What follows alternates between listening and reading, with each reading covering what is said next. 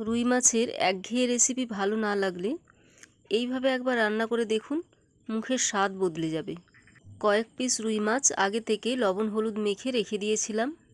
আর এই রুই মাছ রান্না করার জন্য আমি যা যা নিয়েছি তা হলো কালো জিরে 1 চামচ, কয়েকটা কাঁচা লঙ্কা আর 2টো টমেটো।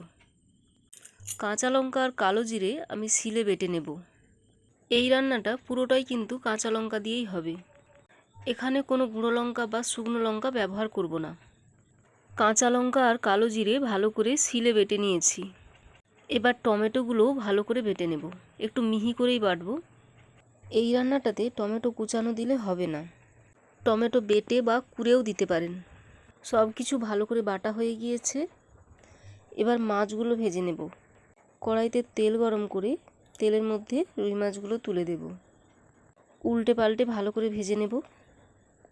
সব মাছ ভালো করে ভাজা হয়ে গেলে ওই মাছ ভাজার তেলের মধ্যেই কালো জিরে আর কাঁচা লঙ্কা ফোড়ন দেব। এরপর পরপর বেটে রাখা মশলাগুলো দিয়ে দেব। প্রথমে কালো জিরে বাটাটা দেব, তারপর টমেটো বাটা দেব। 1 চামচ পরিমাণ হলুদ গুঁড়ো দেব। দিয়ে এবার আস্তে আস্তে মশলাটাকে ভালো করে কষতে থাকবো। মশলা কষানোর মাঝেই পরিমাণ মতো লবণ দিয়ে দেব। এরপর যখন সব কিছু খুব ভালো করে কষানো হয়ে গিয়ে তেল ছেড়ে আসবে, তখন এখানে পরিমাণ মতো জল দিয়ে দেব। 1 বাটি পরিমাণ জল দিয়েছি। অবশ্যই গরম জল দিতে হবে এখানে। কিছুক্ষণ পর ঝোল ফুটতে শুরু করলে ভেজে রাখা মাছগুলো দিয়ে আবারও ঢাকা দিয়ে রান্না করে নেব। যেহেতু এই রান্নাটাতে টমেটোর পরিমাণ একটু বেশি, তাই সব শেষে অল্প একটু চিনি দিয়ে নামিয়ে নেব। তবে আপনারা চাইলে চিনি নাও দিতে পারেন।